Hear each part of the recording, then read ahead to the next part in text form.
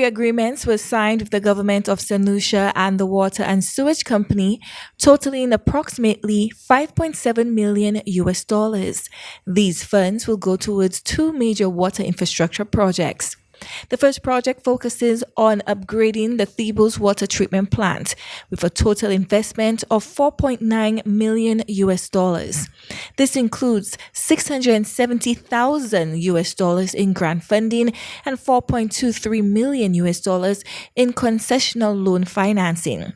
The second project involves an additional $780,000 US in loan support for the ongoing rehabilitation of the Pasius water treatment and supply system.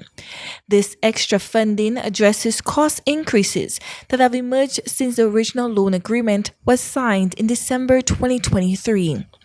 With the initial $1.9 million US already committed to the Pasius project, the total funding now stands at nearly $2 million US. Combined with the new investment of Theobalds, CDF's total support for water infrastructure in St. Lucia now reaches close to $7 million.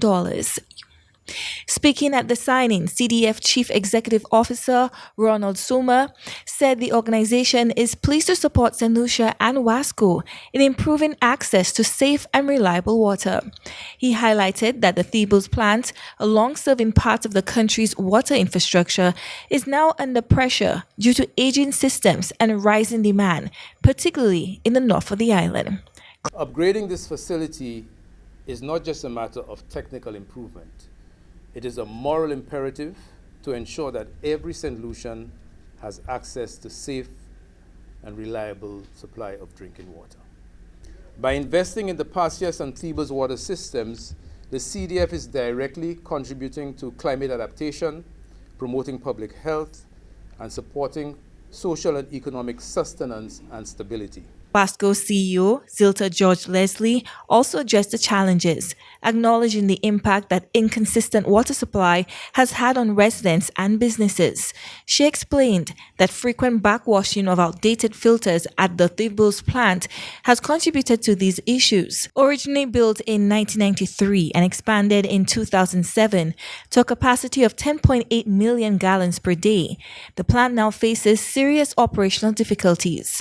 6 of its 10 filters are no longer functioning due to corrosion and aging parts. As a result, the facility is operating at only 40% of its intended capacity. George Leslie said the new funding will allow WASCO to begin rehabilitating the Theobalds facility. The upgrade is expected to take 18 months to complete and will help meet the increasing water demands in the north. Through the awarding of US $4.233 million loan from the CARICOM Development Fund, backed by the government of St. Lucia through the Ministry of Finance, WASCO can now get down to the business of rehabilitating the Theobalds treatment plant.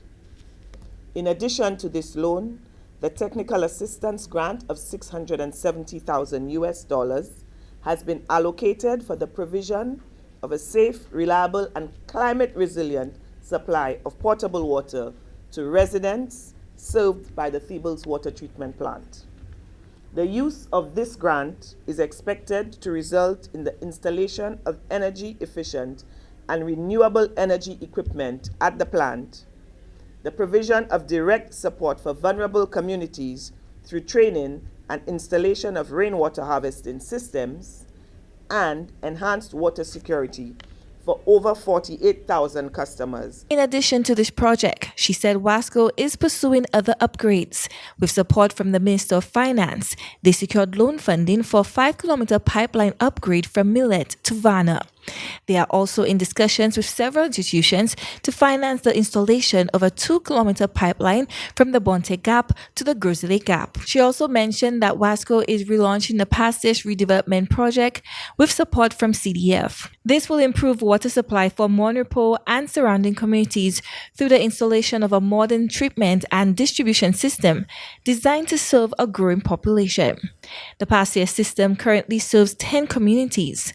Once upgrades are completed, is expected to support increased daily water usage from 60 to 80 gallons per person. Community engagement, of course, has been a key component of this process, and WASCO works closely with all of the stakeholders to ensure that this vital initiative is tailored to the specific needs of the Micoud North region. Subsequent to recent contract signing, excavation works have started as a precursor to the installation of a climate-resilient package treatment plant. I think we deserve a round of applause for that.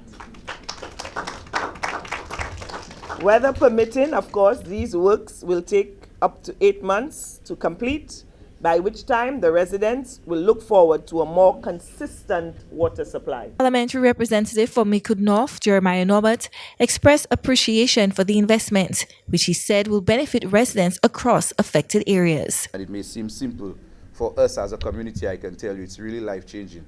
It really restores dignity. And we can all agree here that water is not a luxury. Water is necessary, and I don't think that it is fair that anybody should go days and instances we in the community go weeks without water. WASCO says these projects are part of a broader push to improve water treatment capacity and ensure a more reliable supply across the island. Chloe Dantes, Embassy Prime.